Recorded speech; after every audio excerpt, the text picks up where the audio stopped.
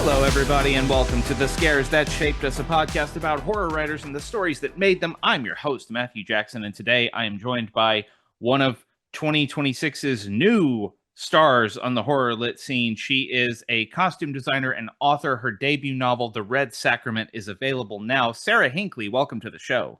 Hi, thank you so much for having me. It's my pleasure. I feel like I have been waiting for a book like The Red Sacrament to come along for ever since my 15-year-old self discovered Anne Rice. It's the kind of book that I always longed for. So as soon as I found out what was going on with it, I have to get this book. So for listeners who maybe don't know, could you offer a little teaser of what The Red Sacrament is? Yeah, I would love to. The Red Sacrament is my debut novel. It's historical Gothic vampire horror, and it's about a theater troupe of vampires in Paris in 1869 as the city stands on the brink of revolution, massacre, and upheaval. Yes. This book feels like something that you could spend years, if not decades, building because of the depth of the world and the cast of characters and the way all of the sort of ritual and tradition works in this vampire world. Where does the Red Sacrament start for you? For me, it starts, I can actually tell you exactly when it started, which is Halloween 2021. So very literally October 31st, 2021.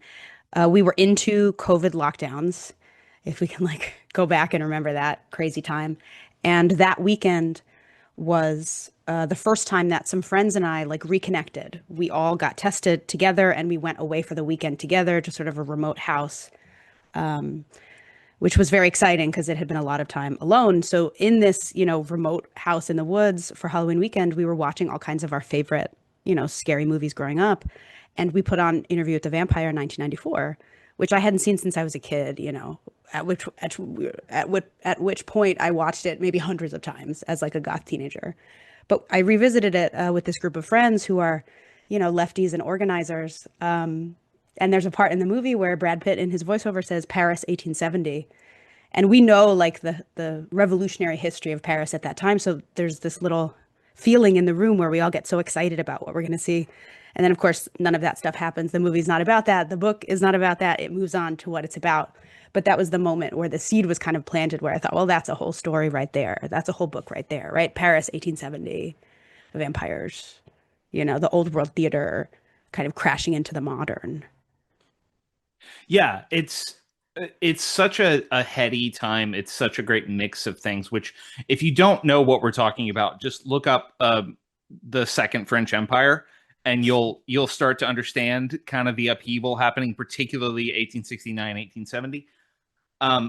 I love that moment in Interview with the Vampire, especially the film, the way Neil Jordan shows us the vampire theater, and Antonio Banderas shows up and starts doing the most goth thing in the world, which is running his hand over a candle flame. Yeah, it's Um, incredible.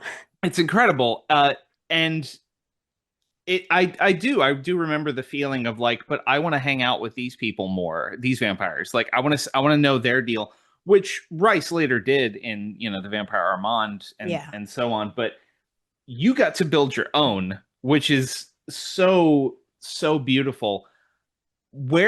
How did you even begin to sketch out the cast of characters here? Does it start with Arno, the sort of leader of this troupe?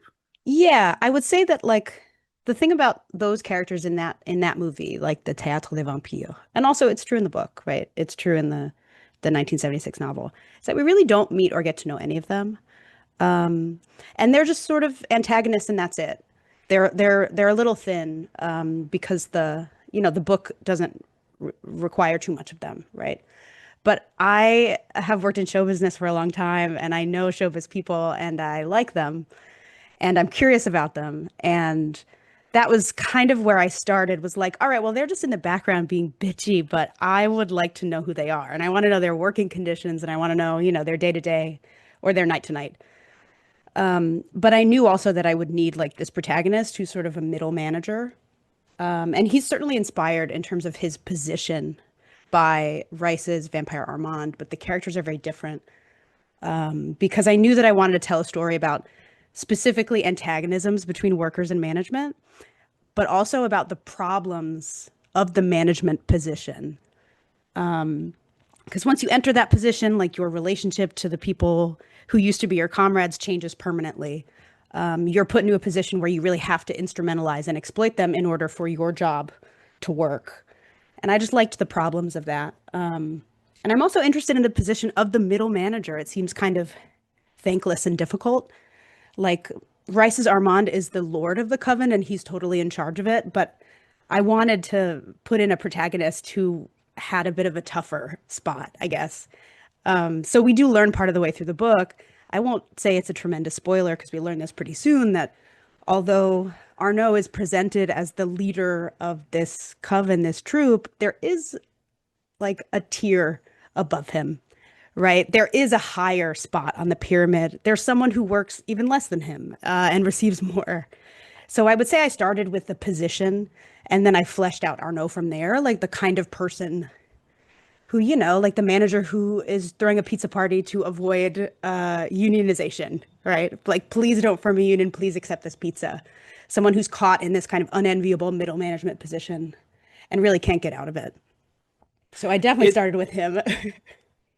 it's so much fun because in the book, like one of the first things that happens is a witch shows up. And so he Yeah. has to deal with this witch and what she wants. And Mm-hmm. that's a whole thing. And then there are other vampires visiting from out of town, and he has to deal with them and wonder what are their motives? What are they after? And at the same time, he just has to go backstage and handle petty squabbles between actors. Yeah, the petty squabbles are a lot of the day to day, Um, Yeah.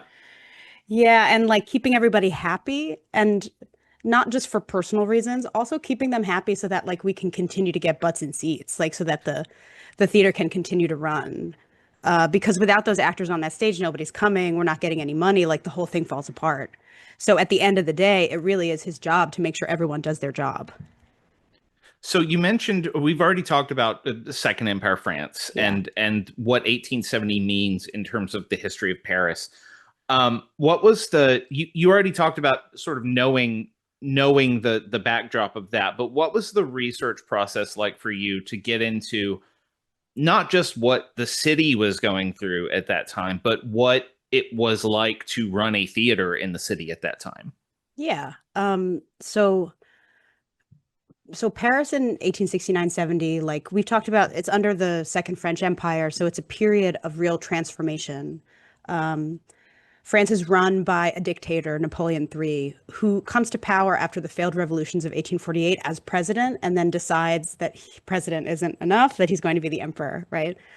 And he's the nephew of like Napoleon, the one that we know.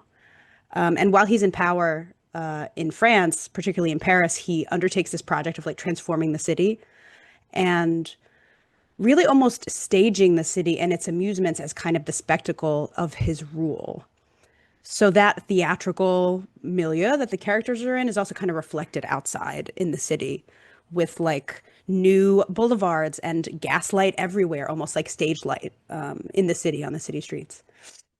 So I got to research all that, which was so much fun, of course. But then I also did a lot of research about, theatrical practice because I wanted to make sure that I had a sense of like social realism.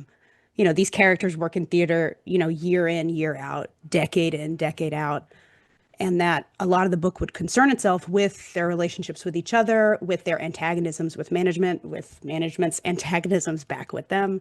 So I wanted to make sure that I had like a good handle on what the practice of their work would look like.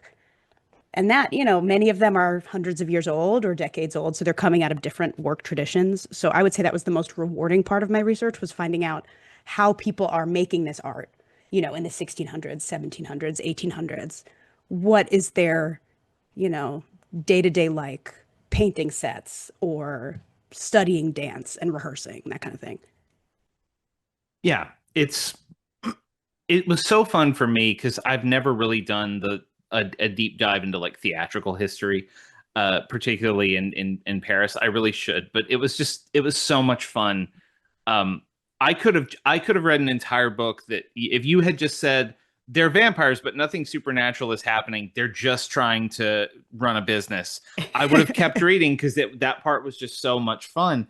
Um, you also talk about you were just talking about the way that Napoleon III sort of revamped Paris, Hmm. and there's something really interesting that comes up in the book, and I don't think this is a spoiler, but one of the characters is talking about Venice Hmm. and because they used to live in Venice and the way that Venice has changed and sort of become all about it's become a tourist town. It's Yeah. become like it looks really neat and shiny and like the cradle of the Renaissance, but it's kind of not. It's all sort of a facade to attract tourists. And I think the character says something, I'm paraphrasing, but it's something along the lines of once a city is dead, there's no saving it.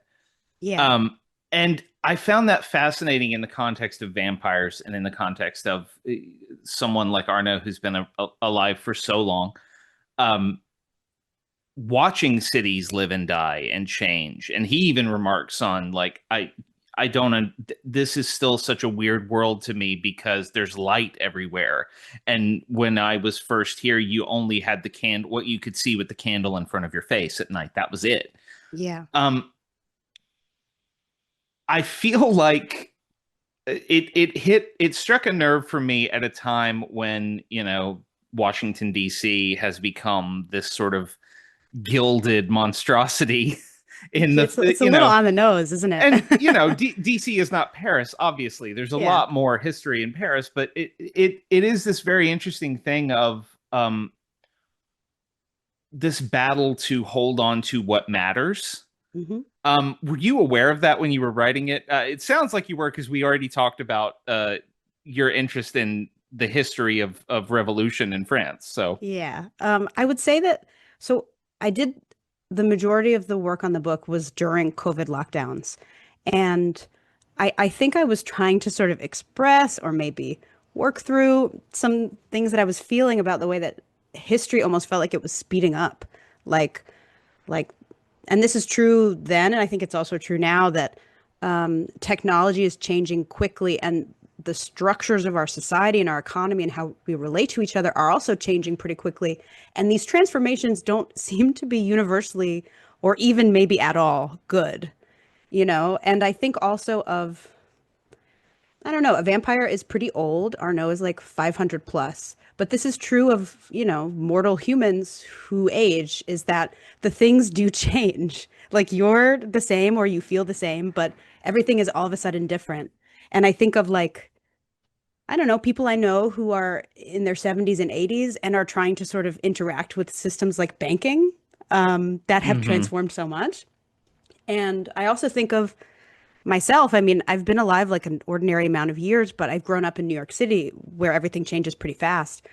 And you do get that feeling where you're like, wait, that used to be McDonald's. And then before it was a McDonald's, it was a wine bar. And then before it was a wine bar, like you see all the history around you.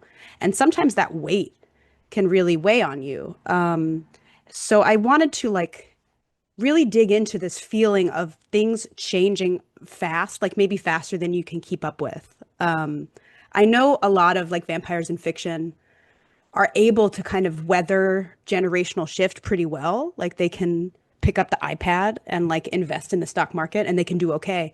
But I knew I wanted to tell a story about, okay, some vampires can do that, but then others are really going to struggle with, societal transformation, with, a new era. Like not all of them are going to be able to, ride the wave. So this is a really great place to transition to the story that you brought to talk about because it is also about a world on the brink and a transition period in history, while also being a very very fun gothic horror film. We're going to talk about Sleepy Hollow. From 1999, directed by Tim Burton, written by Andrew Kevin Walker. If you recognize that name, it's because he got famous writing Seven a few years before this. I love this movie. It's my favorite Tim Burton movie that doesn't involve Batman. Um, and I was so happy when you brought it up. So let's just start by Sarah. What do you remember about your first experience with Sleepy Hollow? Oh, I love this movie so much, and I have from the beginning. So my work, my day job, as you could say, is that I'm a costume designer. I have Hmm. experience in theater, also in TV and film, And this movie is like a foundational costume memory for me. Costumes by Colleen Atwood, beautiful, sumptuous period costumes, but very locked into like the overriding theme and tone of the movie. Just stylized enough, but still very historically grounded, just fairy tale enough, but recognizably of another time. Like I just love them so much. So that it like carved itself into my brain for that reason from the get-go.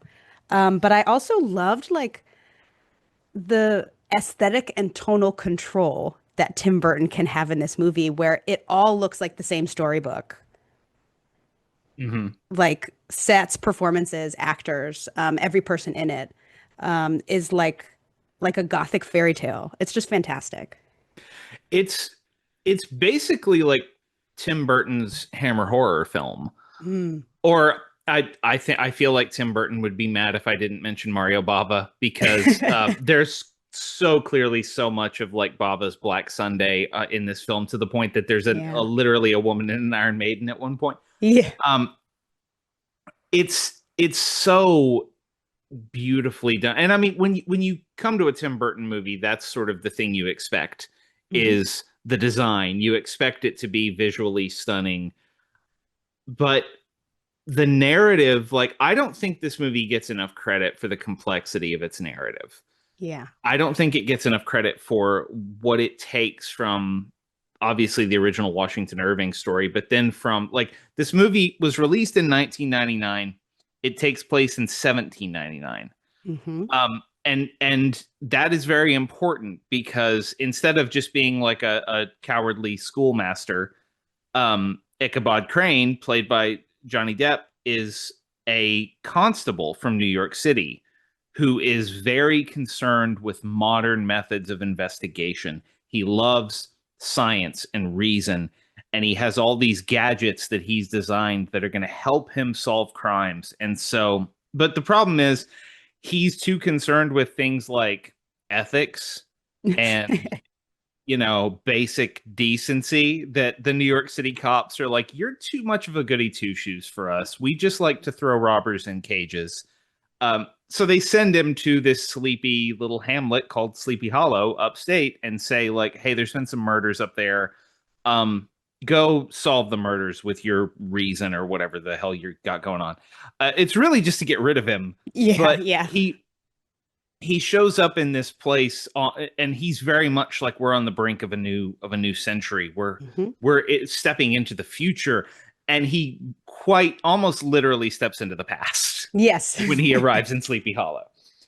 um One of the things I love about this movie is how quickly I feel like so much horror of the past 30 years or so is about, is it really supernatural or is it Yeah. just some sort of guy trying to scare everybody? Is it a Scooby-Doo ending, right? Yes, yes. Sleepy Oh, it was the Hollow, land developer all along. Or, oh, it yes. was the manifestation of grief, but that's it? Yeah, it was, oh no, it was your trauma. That was Yeah. what the headless horseman was really, your trauma. It's the headless horseman is that your mom died. Which is important to the movie actually, Yes. but he very quickly, like, he shows up at this town, and Burton has stacked this cast Hmm. with legendary, like the judge at the beginning that sends Ichabod away is Christopher Lee, And they make which really is good use of him doing his voiceover, like with his like once in 10 generation voice as we it's have these establishing shots of the town. It's perfect. It's it's exactly what you do with him. incredible. Yeah.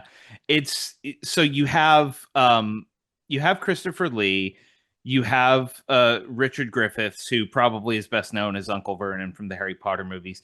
Yeah. Ian McDiarmid, Michael Goff, Jeffrey Jones, Michael Gambon Yeah. is sort of the town elder, and he shows up in town and is like, hey, I'm here about the murders. And they immediately are like, oh, the headless horseman did it. Yeah. I mean, they're like, "Oh yeah, well, we solved the case for you. Yeah, like, we There know there what is happened. a an apparition from hell and he's cutting off people's heads." It's so And they're kind great. of like, "Why are you here with your funny goggles? Like, what do you like what are you doing, city boy?" It's so great the way that they and I remember Depp. saying, and look, we acknowledge the problematic Mm. aspects of Johnny Depp, totally.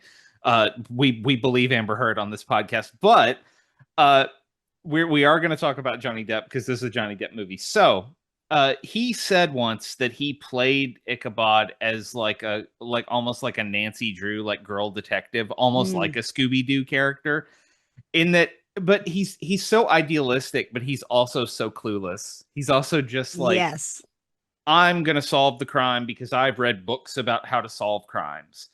And he walks into this room with all these old men who are like, oh no, man, there's not a mystery. Like, we know what's happening. Yeah.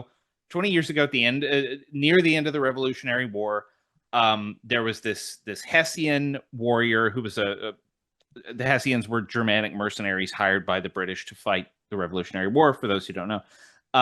And he was brutal. He just loved killing people. He wasn't here for the money. He just liked killing. And he had this big sword and he cut off people's heads and he filed his teeth down to points to look even scarier in battle. And finally, we killed him and put him in the ground. And now he's back and he's taking revenge on us for killing him. And that's what's happening. And Ichabod's like, yeah, whatever, man. Yeah, I'm no gonna get way. to the bottom of this. Um, and then I I just love how upfront the movie is about it because I feel like so Yes. many movies would have been like, oh, what if it's just this guy who dresses in a costume for the sake of Yeah. frightening the townsfolk so he can win the land deal or like you said, it was the land developer all along. It was he would have gotten away with it too if it weren't for you meddling kids. Yeah, but here it's like, no, this is the, the Hessian from the war, and he's come back and he's cutting off people's heads and he's here from hell. And that is true. But so I rewatched this like over the weekend to kind Hmm. of reacquaint myself with this movie I've seen probably 125 times. And one thing I noticed about it on this rewatch was that the opening credits, the very opening of the movie, are over like inset shots, like B-roll of the conspiracy. Like Hmm. because he's walking it, he's walking into this like local gathering with all these old men, like the figures of the town, and they're all there. And there's this great shot where they all look up at him as he comes in, and it's like everybody in the conspiracy is there. And he's like, no, it's some murderer. And they're like, well, no, it's the Hessian. But then it's like, well, actually, it's also kind of you guys. It's these town fathers that we meet from the beginning. Like they are wrapped up in it too. And like that, these opening shots are of like the will being drawn up and notarized. And like, it just looks like period stuff when you're watching it the first time. But on rewatch, you're like, no, that's actually it. Like, this is the foundation of the murder because it's both the supernatural creature and the conspiracy of all these guys in the town. It is, and you even see the twin girls, Yes. who they're in the opening too, which Miranda Richardson plays Michael Gambon's wife. Um, so Michael Gambon is basically ever since the Horseman took his first victims, Gambon is like the richest man in town. He's kind of the Hmm. king of Sleepy Hollow, and Miranda Richardson plays Lady Mary, who is his wife. Hmm. Um, she is also stepmother to his daughter Katrina, played by Christina Ricci.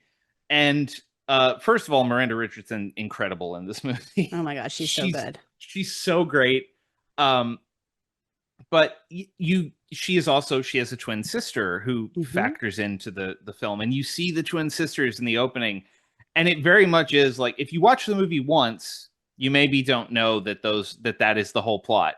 If you watch the movie a second time, you're like, oh, the whole plot is right there because the movie is not really about solving a mystery. The movie is about reconciling the past and the present and the future Hmm. for Sleepy Hollow, but also for Ichabod, because over the course of the film, we understand it's very funny how much this movie digs into like modern trauma horror in 1999 because Yeah. Ichabod's whole deal was my mom was sort of he calls her a child of the earth, I think, or child Hmm. of nature, he calls her. Meaning like she was sort of witchy, but not really. Like she probably knew how to make poultices and charms and things like that, but she wasn't Yeah. like a full blown, um, you know, stereotypical witch. Yeah, But she's not a his, spellcaster, you know. yeah, She's a wise woman. yes, yes, a wise woman. This is a good way. She's one of the cunning folk, you know. And his dad was a minister, and his dad killed his mom in order to save her soul Yeah. because it was, you know, New England in the 18th century, and Yeah. that was a thing. So it was like an honor killing basically, and he witnessed it. And basically between that, like my mother loved nature and charms and spells and magic, and she died for it. My father loved religion, and he became a monster because of it. I am swearing off all superstition. My entire Yeah. life is just going to be reason and science and truth as I am able to observe it with my senses. So then what happens when you see a literal headless horseman from the bowels of hell riding up and trying to kill you? What happens to your brain then, Ichabod Yeah. Crane?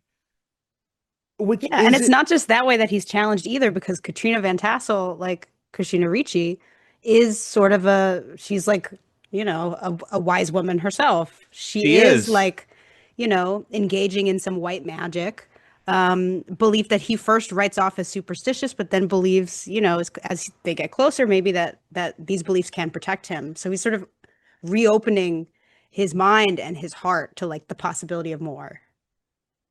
And it creates, first of all, it creates amazing comedy because one of the best scenes in the movie is after he witnesses the headless horseman kill someone. He sees it happen, and his reaction is to immediately run to his room in the Van Tassel house and hide under the covers in the bed. And Katrina and her dad walk in, and he's like, "There's a headless horseman out there," and they go, "Yeah, we know. We told you." Yeah, everyone told you. Everyone told you the moment you set foot in this town. They're like, literally, dude, you got the night you got here, we told you what was going on. And Yeah. he's like, no, you don't understand. It's a man without a head killing people. And they're like, no, we do understand. We're trying to tell you that's what's Yeah. been going on this whole time. It's funny too And because he writes them all off for being bumpkins. You know what I mean? Like yes, these are yes. country folk and they don't know anything, and I'm from the city and I know everything. And it's true that like, the concerns that end up animating like the conspiracy around this collaboration with the horsemen, it's all about property and land and marriage. It is very like, it's a country drama. Like it Mm-hmm. comes down to land and inheritance and like, this estate and that estate. So he's right in a way, but also he's so wrong because they are completely correct about what's going on. Well, and the other thing I love about it is because, like, Ichabod is such a well drawn character because he has that realization of Hmm. like, oh no, there's an actual headless monster killing people. Hmm. Okay, what do I do with that? And basically, they're like, well, there's this old witch woman in the woods that you can go see, and she might have some information for you. And he goes, well, okay, I guess if I have to accept that a headless horseman is here, then I have to accept that a witch might be able to help me.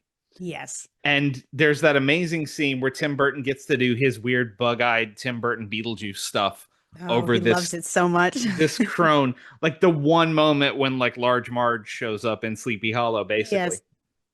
And she tells him like you have to go to the tree of the dead, Yeah. and that's where you'll figure this out.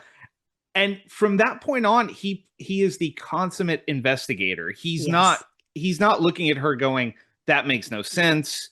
This is Mhm. nonsense. He's like, well, I saw a guy with no head out here killing people. So now I guess I have to take into account. And the Tree of the Dead sequence is maybe my favorite sequence in any Tim Burton film ever. It is everything that I want. It is gothic and uh frightening and funny and bloody. Yeah, I love that the answer, or I guess the portal to hell is like, well, there's this one particular tree and it's evil. And then you see that tree and you're like, yes, that is exactly what an evil tree that is a portal to hell would look like. That's the evilest tree I've ever seen in my life. That and this is also like we should mention there's young he's just called young Masbeth in the film, but he's a young man played by Mark Pickering, like a 12-year-old Incredible boy. kid performance. He's so Incredible. good. He's so good because he basically his his his mother died when he was younger. His father has been killed by the horsemen. So he goes to Ichabod and says like, "Hey, I don't have anywhere to go.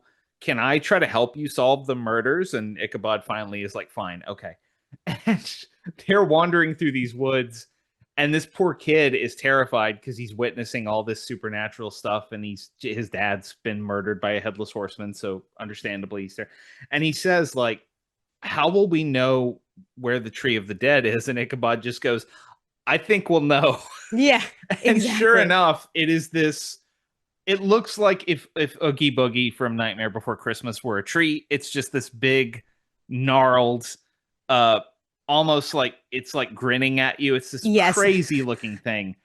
Um, which is where the Hessian was buried. They buried him at the base of this tree years ago, and that's where Ichabod figures out like because he realizes like, oh, there's a grave here and the soil's been disturbed. So he digs in and he goes, oh, the skeleton's here, but there's no head. That's probably why this dude is upset and is He's taking looking for heads. his head because He's looking for his head. he's able to apply his like powers of deduction Yes. on the supernatural. Like he is accepting its existence after hiding under the covers for a while, regressing to his childhood self, but he's able to accept its existence and then to like apply his reason to its own logic. And that is how he's able to solve it in the end.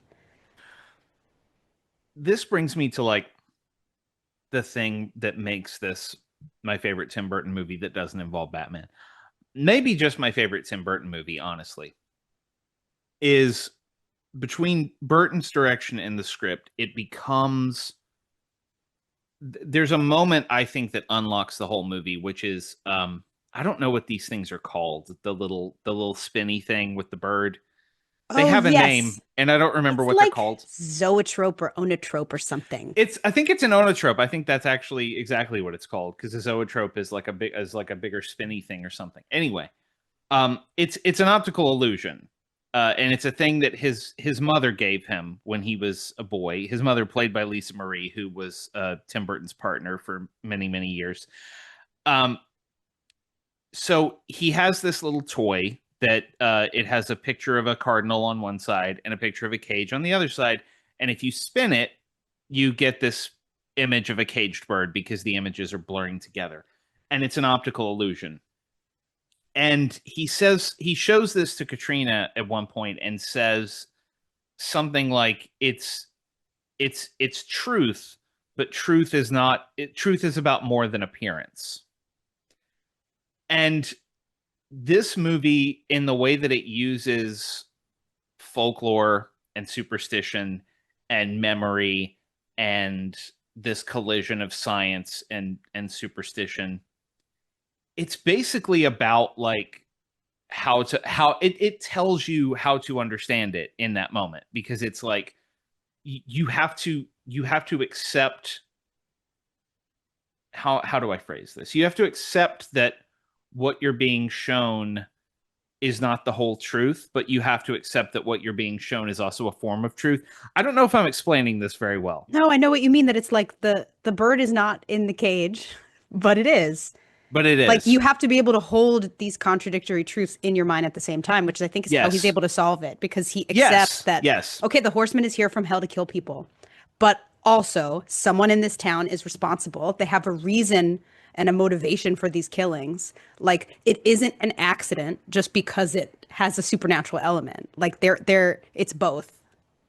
It's both. It is And this both the apparition and the living murderer inside the town. and this is where like it's very similar to what Bram Stoker's Dracula does Hmm. with a different turning of a century. Um in that, you know, you have to reconcile that yes, there's all this cool new technology. There are all of these things that we can see now, and this is one of my favorite things in horror, and I think that it runs through Red Sacrament as well, especially because we didn't even talk about there are discussions of faith that run through Red Sacrament. Like Mm-hmm. the word sacrament is not used lightly in the title, everybody. Um, but it's this feeling of one of my favorite things about living in the world is we have all of these tools to understand the world better, and we are constantly observing and refining what we know. And yet there will always be things that we cannot explain, that we will just sort of have to go, well, I guess that's part of the world too. Yes. And it makes a kind of sense if you're able to apply it. And that's the cool thing about Ichabod Crane is he's like, well, I believe what I can see. I can see that there is a horseman with no head. I can taste the blood that just splattered onto my face when I cut into this tree. And I'm going to find a way to reconcile those things with my love of science and reason. You talked about this movie as obviously like costume design being a love of yours and being a profession of yours now, but as that's something you latched onto. You said you've watched this movie a lot. Like, were you thinking about the gothic touches of Sleepy Hollow while writing the Red Sacrament at all? Hmm. I would say not directly, Mm-hmm. not a direct reference, right? But something that I've loved since I was a kid and watching this movie over and over was something about the aesthetic and tonal balance that Burton and his collaborators are able to strike between like the heightened, the storybook, the fairy tale, and like a historical grounding at the same time. Like when you walk into, when he walks into Sleepy Hollow, into that like big, I think party where everyone is, that's when he first arrives. Like Mm-hmm. you can see from the costumes and the production design very clearly that these are people who are maybe 10 years behind the times because they're in this rural area and they're not in the city. So it's true that they are like country bumpkins, quote unquote, but also that they're very wealthy. Like everyone has, really beautiful brocades. Katrina as like, the mayor of Sleepy Hollow or the king of Sleepy Hollow as his daughter, she's dressed almost like a shepherdess from a storybook, but the most exquisite and expensive version of that, right? We see the antlers on the wall. Like we see the fiddler playing in the corner. Um, but then, later we'll also see, the blood coming out of the tree, the crazy goggles that he affixes to his face, the Iron Maiden, these elements that are more heightened. But the way that the movie's able to to unite these maybe contradictory impulses, deliver you something that does make sense, both from the, the storybook and the fantastical and the historical, is something that I responded so well to. And I think that is something that I'm, a register that I'm working in the Red Sacrament. So this is a question I enjoy asking when we have guests on who pursue multiple creative pursuits that are not necessarily directly linked. So I love that you are a costume designer and an author. And a thing that because I get to ask the question, what does uh, so obviously if you read the Red Sacrament, it's about a theater of vampires in Paris in 1869, which so if it, oh, Sarah's a costume designer, of course she'd be interested in the history of theater in Paris but besides that and besides like your very clear and vivid grasp of costumes and fashion of the time, like what is what does being a costume designer do for you as a writer, and what does being a writer do for you as a costume designer? Yeah, I love that question. I mean, obviously, yeah, as you said, the book is about theater practitioners. So I have a lot of like real world work experience that I can put to work there. Um, the experience of like making a show with a bunch of other people over and over and over again is one that I've had. But in terms of craft, I would say that the most important job of the costume designer is establishing character, collaboratively with the actor. You're establishing character, you're making that character legible to the audience. So that from the moment they walk on stage, even before they have a line, or from the moment they appear in a scene on camera, certain things about them and it can help you follow the story. Are they in fashion or out of fashion? Where are they from? What do they have access to? What kind of money do they have? How do they present themselves to the world? Is that presentation working or not working? These are all questions that, you know, I ask and answer all the time at work in collaboration with others, but I am asking and answering them. So then when it comes time to write, I feel very comfortable in the space of establishing character and then making that character legible. Like, what type of guy is this? We might see him only two times in the whole book. How can I, as efficiently as possible, let you know what type of guy this is? And sometimes that's through details of clothes, but there's other ways to do it too. It's just that, the clothes is the one I know the Yeah. best. Yeah. Well, and I mean, the first thing Arno does one of the first things he does in the Red Sacrament is put a mask on, Yeah. which is so important. But Sorry. I want to read just a very short paragraph from the prologue. That this is the craft questions portion of the show, because I love asking about the actual like nuts and bolts of writing. Uh, I love your prose. I love the sentences that you're able to craft in this book, and it starts with this is just from the prologue. This is not the first sentence, but it is the first full paragraph in the prologue. And I just want to read this so everyone gets an idea of the way Sarah writes. In this city overflowing with currency, this new age of bare and brazen commerce on the boulevards by night, as much as the bourse. Am I pronouncing that correctly? You got it. As much as the bourse in the daytime, it's hard to think of anything that can't be bought, not for any sum. But of tickets to this theater, it is true, they are given away without charge. It is such transportive writing. I'm curious what your sort of stylistic touchstones were to get into the voice of this time and this place. Yeah. I knew that I wanted to write something like, I don't know, all the Gothic books that I loved growing up. Hmm. Like obviously Anne Rice is in there. But I would say there's other books that were touchstones for me too, like Jacqueline Carey's kind of proto-romantasy series, Cushiel's Legacy, which has Oh got to be yeah, some of yeah. my favorite books of all time. And I admire so much the way she set out to write essentially a pretty silly book, but with such sophistication and power that it's like an undeniable result. And I love her prose. And her prose in that particularly is filtered through the voice of her protagonist, who is like, I don't know, vain, brave, very aesthetically minded, kind of like the specialist girl in the world and acts like it. So the way the prose and that character are linked is a real inspiration for me because it's like, oh, of course she sees the world this way. This is someone who looks in the mirror for 2 hours a day, who appreciates beauty, who is like, what if being a sub was really, really special and the fate of the world depended on you being a sub? Like, of course, the prose of her book is going to be sort of extravagant with a little irony and it'll be a little extra. Like I love the way that is united. And I knew like that I would be creating a book that was really dense and I wanted to do something immersive. And I knew that my protagonist would be someone with a lot of aesthetic knowledge who maybe gets into a bit of trouble in that way because he spent so much of his time thinking about the way things look that he can miss other certain important things. So I would say that like my goal with the prose was to communicate character as much as possible of my protagonist.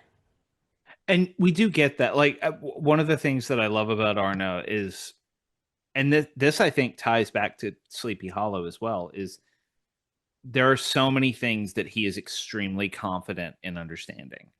He's 500 years old. He knows how to read people. He knows how to read his troop. He knows who needs coddling and who needs scolding. All of these things come automatically to him. But he encounters one witch one time, and it sends him down this wormhole of like, wait, what happened? Yeah. Did something bad happen? How do I know if something good or bad happened? Where did Maybe this these woman creepy come old from? books can tell me if something bad Yeah, has happened to me or not? yeah, and he is so confident and so sure of himself in his world, and when that world is punctured, he then has to go almost back to the beginning of his knowledge and figure out, all while keeping up appearances with his troop of like, there's nothing wrong with me. Why would you say there's something wrong with me? No, I'm I've very got normal. everything is fine. I am totally my a witch didn't mess with me shirt is raising a lot of questions already answered by the shirt. Um, so I love that, and you mentioned the density of it, Mm, and obviously, I mean, there's a dramatis persona in the opening of this book, letting you know who all of these people are mhm. and why they're important. Um, did you did you write like character bibles at all, or is there like a are there a lot of notes involving Clotilde and Beljoyeux and all Mm. of those characters, or did you just sort of feel that out through Arno's perspective? Yeah, it is a cast, I think, in the theater, including Arno, of 15. And that number does change, but it's 15-ish, let's say. Um, so that's a lot of people to keep straight. And I used all different tricks to keep it straight, including alphabetizing them, which is a secret, but I guess not anymore. And I would say like I've added them as I went. Like, who do I need right now? Who do I need right now? I sort of cast them really. Um, and I knew that each would have to perform a function. I knew that I would need seniority to be an issue. I wanted different generations to behave differently. I wanted to have like some who get along and some who don't get along. I wanted like a provocateur. I wanted people who would be difficult. I wanted different political orientations within them because of course France has a tumultuous and varied political history, so I wanted different characters to fall on different sides of that. And I knew I needed like a baby, like a very very new one, an ingenue. Mhm. So that I would say was like part of the most fun, was like establishing who do I need in this troop. And I knew, like, for example, that I would want one or two who were very senior, who had been with Arno since almost the beginning, who are Bert and Beljoyeux. But then I also knew that I wanted them to not really be any help at the end of the day. Like, I wanted there to be no clear successor if he wanted to leave. So Beljoyeux is like the most senior actor. He's the star. He's like wonderful. He has never put, a note wrong in his life. But he's also very difficult. He's exclusively concerned with his own seniority, and really takes on no responsibility for anything else. So the idea of him like inheriting the troop and running it is like laughable. There's no way he could do it. But also, no one younger than him could ever do it because he wouldn't respect them. He wouldn't do what they said. So, even with these characters who we like, and then there's Barrett, for example, who's like the senior actress. And she's a contrast to Beljoyeux in that she's very helpful, very cooperative. She's very kind. She takes care of the younger ones. But she's also very passive. She doesn't do anything to change the dynamic, even when it's broken. So I knew with those two characters, I wanted to sort of hem him in even further, like to trap him there. I love like Beljoya is like for listeners looking for like a point of comparison, it's like Ben Affleck in Shakespeare in Love. Yes, The that's guy very, that very close. you have to lie and say, no, yeah, you're playing the lead. You're the title role. The play is Yeah. definitely called Mercutio and not Romeo and Juliet. Uh, and I love all of them for different reasons. Like you mentioned, your ingenue, Alex. I like her a lot. Um, is this a situation where you see yourself returning to this universe and these characters in this world in a sort of Mm. Vampire Chronicles style, or are you interested in exploring other things? So right now I'm working on something with no vampires in it at all. I have a secret project that I'm in the middle of. And the Red Sacrament is a standalone, like it's a standalone novel. Oh, absolutely. Yeah. But the thing about vampires is that they do come back, like, we see this theater troupe for maybe 2 years, and it's been around for like, I don't know, 300 years. So there's a lot backwards, and there's maybe also a lot forwards, where if, people are responding well to these characters, I would be so happy to revisit them. But at the moment, no. At the moment, I'm trying to get away from these bloodsuckers. That's can you tell us anything about the secret project? Like what subgenres are you working in? What influences are you playing with? Yeah, totally. What I'm working on right now is like historical Gothic horror in the similar, I would say, like register and vibe as the Red Sacrament, but it is set in Venice, and it's concerned with creatures who live under the water in that city. Ooh. Okay. I'm not going to ask any more follow-ups about this because I just want to see how it plays out, but I'm excited. Venice is Venice and horror just go together. They really do. They fit so well, not just because Don't Look Now is one of the greatest horror movies ever made, but it's there's something about that city and the way that, you think about what the water hides and you think about Venice being a city. We talk about cities that die. Like Venice has been sinking since it was built. Yeah. And And Venice has been essentially Las Vegas, like a tourist destination for hundreds of years. hundreds of years, yeah. Like in the 18th century, people were like, "Oh, don't go to Venice, it's too touristy." Like And it's also something like for a tourist town when you think about like what era are you playing in? Do you so I think I'm are going to you be working in like the Renaissance era of okay. Venice. So Venice at like the height of like naval power Venice then, Yes, the the which is the so the fun. the mercantile empire. This is now the History of Venice podcast, Let's everybody. go. Um no, Okay, but I I actually have a tidbit about that. Did you know that marionette, like the puppet, comes from the Venetian language because they have this like historically they had this festival there where they would like a pageant where they would reenact like the divine rescue of like 12 girls by the angels from invaders or something. And they would reenact it by having like 12 of the daughters of the patricians of the city like go on a barge in ceremonial outfits and then be rescued.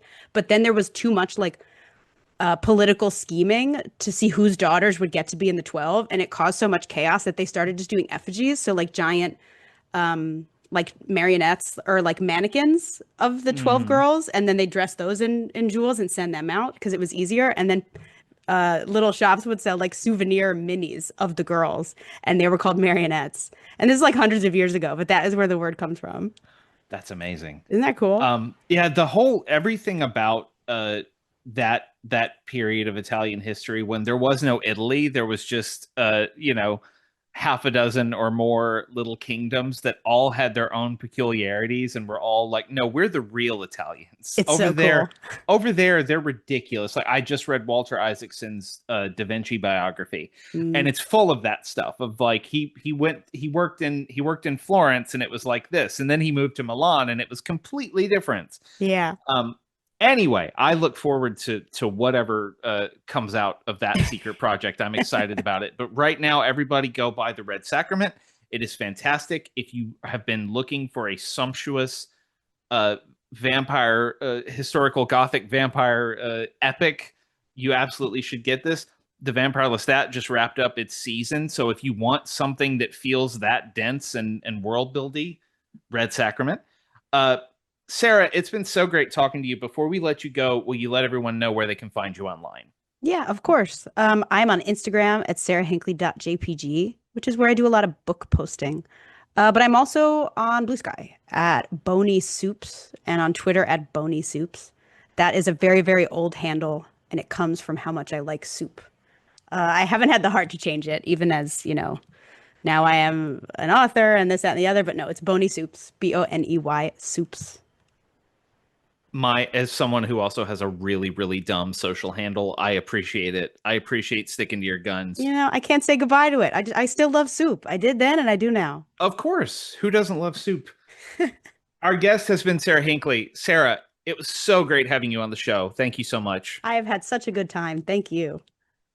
Thanks once again to Sara Hinkley for being on the show. The Red Sacrament is out now wherever you get your books. If you like vampire novels, I highly recommend picking it up. I also highly recommend going and following Sarah on her various social channels, keeping track of everything she has going on.